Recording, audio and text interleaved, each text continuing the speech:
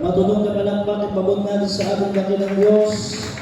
Puri na palakpak ng bago lang ang pinakamataas na pagpupuri, pinagila, magsamba, pagluwalhati at pagpapangalan ay ating pinapaabot sa ating Diyos na buhay, sa matamis at banal na pangalan ng ating pinakamamahal na Panginoon. I will give the honor and respect to our dear beloved parents in the Lord. Patuloy po natin sinasaliwa, inalaala, mga blessed preachings, teachings, legacy na iniwa sa ating dearly beloved Pastor, Evangelist Rudy Islanda Almeida, the prophet of the loving God, our dearly beloved and our blessed Pastor Nina Kumon Almeida, our dearly beloved Mama Dear, sa lahat po ng mga beloved Almeida children and family, sa lahat po ng mga manubod ng apo, sa mga grandchildren great, grandchildren sa mga beloved ministers, puri ng ating pinakamamahal na Panginoon sa mga grandchildren great, grandchildren na pinangunahan po, ating beloved Ate Rachel Almeida Esguera, ating beloved Minister June Esguera, puri ng ating pinakamamahal na Panginoon,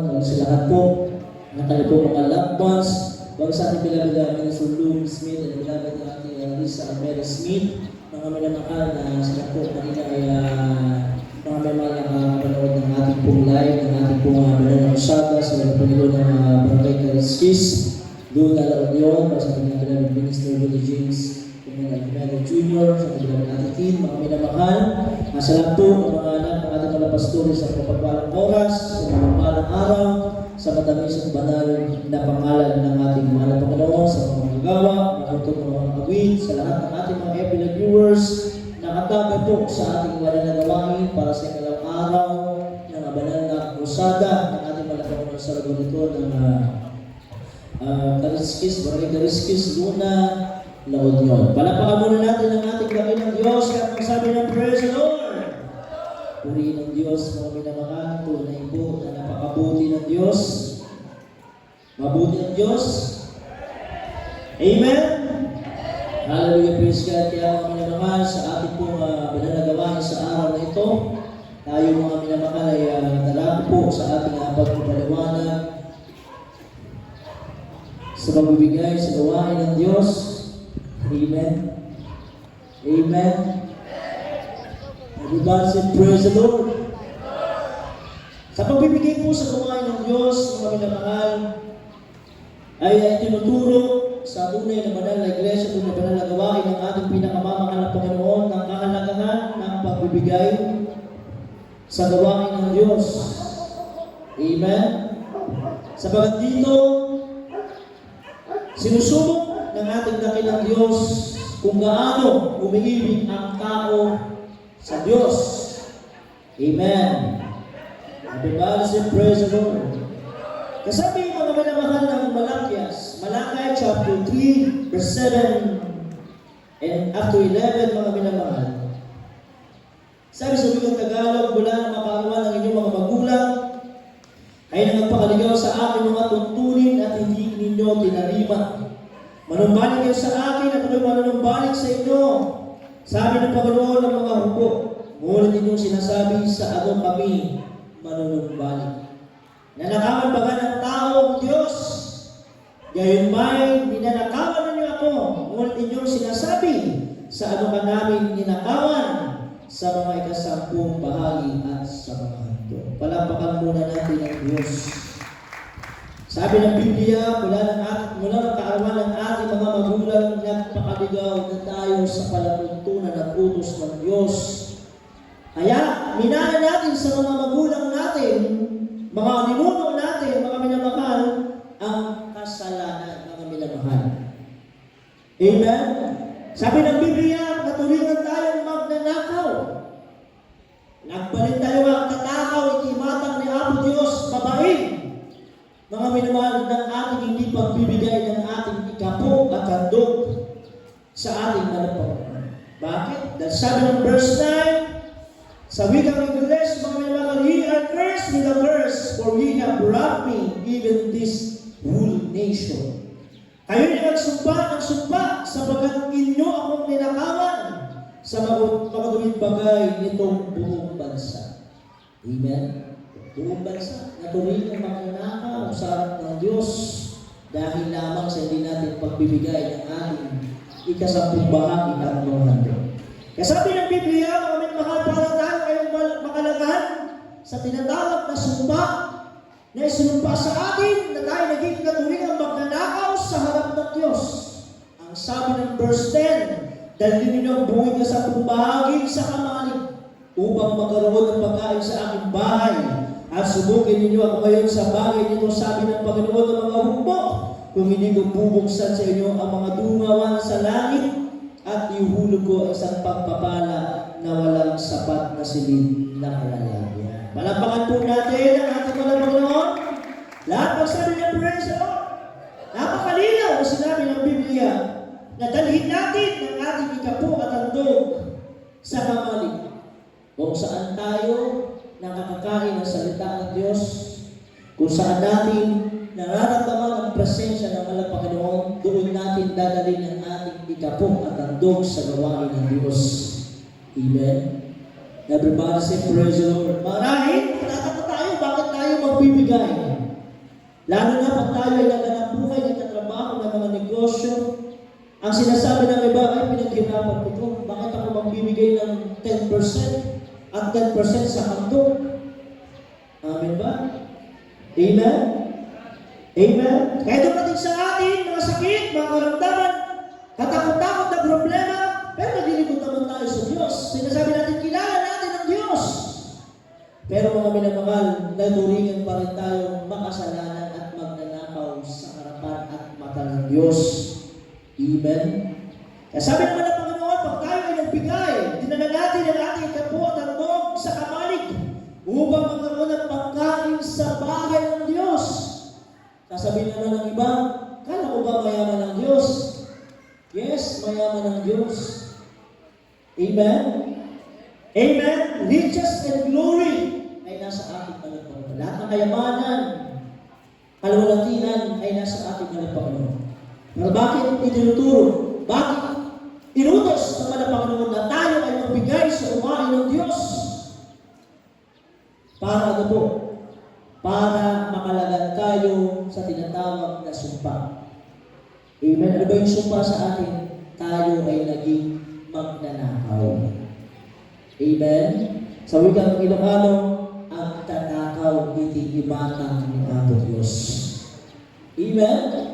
Kaya sabi dalhin natin ang ating ikapo at handog. At sabi ng verse 11, pag tayo ay nagbigay at nasunod natin ang utos ng mga Panginoon, ay binigay natin ang ating ikapo at handog sa mga Panginoon.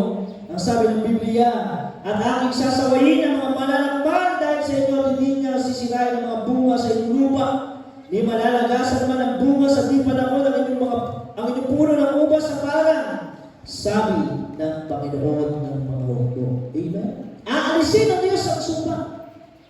Sasawayin naman ang Panginoon ang mga malalakmal, mga maninira, mga kahandang sa mga pagpapalat na ating mga matatanggap, mga minamahal. At ano pa ang pangako ng Diyos? Sabi ng verse 12, at tatawagin kayo ng lahat ng bansa na mapalad sapagkat kayo magiging maligaya ang lupain, sabi ng Panginoon ng mga hukbo.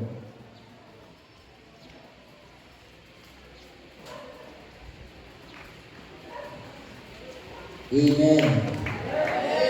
Narinig ba tayo? Dahil pag sabi ng praise the Lord, naunawaan natin ang pagbibigay. Amen? Oh, sabi ng Biblia, malinaw, tatawagin tayo mapalad na bansa sapagkat tayo ay magiging maligaya ng lupain. Sa buhay ng Jesus Miracle International Ministry, hindi po tayo hindi tayo namimera, kundi tinuturo natin ang tamang formula na ang pagpapala sa lahat ng susi, ng biyaya, ay ang pagsunod sa mga utos at pagbibigay ng ikapo at handog sa gawain ng Diyos. Dahil marami nagbibigay ng ikapo lang. At yung iba, kung ano lang ang matugod sa kanilang bunsa, yun ang kanilang ibinibigay. Masabi lang na sila ay nagbigay. Pero ang Biblia nagsabi, mga minamahal, sa Levitico 27:30, ang ikapo ay pag-aari ng Diyos, ito ay banal sa Diyos at kailangan ito ay ating ibalik sa ating pinakamamahal na Panginoon. Ibig sabihin, pag ibinalik, hindi natin pag-aari at wala pa tayo na ibibigay. Amen? Amen. Amen. Palapakan natin ang Diyos. Kaya nga, mga patutunan, mga kapatiran, bago matapos, bago sila magsabi ng lahat ng kapurihan, sinasabi muna nila, ang pagbibigay ay susi ng pagpapala. Amen. Susi ba ng pagpapala ang pagbibigay? Mahina yung amen natin kung kami naman. Hindi tayo marinig sa live. Everybody say praise the Lord. Ngayon, tayo na tumalima at sumunod sa utos ng Diyos. Ito, sabi, mataas ang bilihin, mataas ang petrolyo, pero bakit nagtataka tayo mga minamahal? Nandito tayo nakakatagal sa gawain ng Diyos. Amen? Nakakarating tayo ng ating bahay sa bahay, nakakarating tayo ng mga crusades, nakakarating tayo, ipapatutunan natin ang kabutihan ng Diyos, nakakauwi tayo sa ating mga tahanan, hindi natin ramdam yung mahaling gastusin. Ang nararamdaman natin, pinagpala tayo ng Diyos. Amen? Bakit? Dahil sabi ng Isaiah ito, sa lahat ng ating mga matatapat na Kristiyano na namalagi sa pagtatapat sa gawain ng Diyos, hindi tinignan yung tagtaktil patitid to. Mabawasan na rin iti paknang ko. Yung kaya nga ko, mababawasan na naman. Hindi. Tayo ay naging tapat, tayo sumusunod, tayo nagbibigay, na walang pag-aalinlangan, hindi natin tinitigan yung laki, o yung higit pa na mas malaki na ating binibigay para sa gawain ng Diyos. Ang sabi ng Biblia sa Isaiah chapter 32 verse 8, but the liberal device of liberal things, and by liberal things shall he stand. Ngunit ang magbiyaya ay kumakaka ng mga bagay ng pagbibigaya, at sa mga bagay ng pagbibigaya ay mananatili siya. Bakit tayo nanatili sa ating pagbibigay, nanatili sa pagtatapat sa ating mga Panginoon? Ganito yung ating iniisip, mapagbiyaya ang Diyos. Kaya naman mapagbiyaya din tayo sa gawain ng ating mahal na Panginoon. Para sa atin yan, mga kapatira, mga minamahal. At yung unang talata na ating nabasa, para sa mga newcomers, sa mga baguhan, sa mga unbelievers, kung bakit may mga sakit mga karamdaman, ito ay isa sa dahilan dahil hindi tayo marunong magbigay ng ating ikapo at handog sa gawain ng Diyos. Lahat mo na magsabi ng praise the Lord! Praise the Lord! Palapakan na natin ang mga. At tayo na patuloy nagbibigay sa gawain ng Diyos. Patuloy tayo sumusuporta sa gawain ng Diyos. Tumutulong tayo sa gawain naman ng Panginoon katulad ng pagkukursada, hindi biro na pagkukursada. Kahit ito ay barangay lang, mga minamahal. Amen? Hindi makakarating ating mga sasakyan, mag-foot, mag-sounding, mabigay ng paanyaya kung wala tayong pang-discern. Amen? Amen? Everybody say, praise the Lord! Praise the Lord! Nagahan tayo ay naging mapagbiyaya, kinakata natin ang lahat ng mga bagay na pagbibiyaya mula sa Diyos. Ito, pangalawang araw na natin ngayon, mga minamahal. Amen? Amen? Everybody say, praise the Lord. At ang pangako ng walang Panginoon sa atin, kapag tayo daw ay nagbigay ng masaya, hindi napipilitan o dahil sa kailangan natin, kundi iniibig natin ang ating mapagpalang Diyos na nasa langit. Ang sabi ng Biblia, yung mga bagay, yung mga pagpapala, mga nabuhay, mga trabaho, mga negosyo po natin, ay pagyayamanin ng ating dakilang Diyos. Sabi naman ng Panginoon, i-multiply niya ang pagpapala at i-increase niya ang pagpapala. Naniniwala ba tayo? Sabi ng 2 Corinthians chapter 9, verse 10 and 11, at ang nagbibigay ng binhi na nag-asik at ng tinapay na pinakapagkain ay magbibigay at magpaparami ng inyong binhi upang iasik at magdaragdag ng mga bunga ng inyong katuwiran. Palapakan muna natin ang Diyos. Ang sabi naman ng Panginoon sa verse 11, yaman kayo'y pinayaman sa lahat ng mga bagay na ukol sa lahat ng kagandaang loob na nagsisigawa sa magitan namin ng pagpapasalamat sa Diyos. So ito palang ating pagbibigay, ito yung pagpapasalamat natin sa Diyos. Sa English, mga minamahal, baka sabi natin nasa anong increase at nasa anong multiply. Ang sabi doon, now he that ministereth seed to the sower, both minister bread for your food and multiply your seed so, and increase the fruits of your righteousness. Amen? Kaya pag tayo nagbibigay, ang nararamdaman natin hindi kasalanan, hindi kalugihan, kundi ang nararamdaman natin, ibinubuhos ng Diyos ang pagpapala sa atin. Amen? Kaya sa ating pagbibigay sa gawain ng Diyos, alam natin ang pamantayan ng banal na gawain ng walang Panginoon, ibigay natin ang para sa Diyos. Huwag natin imbutin ang para sa Diyos. Amen? Everybody say, praise the Lord. Hindi lang tayo ay hingin ng pagpapala. Kailangan din natin magbigay.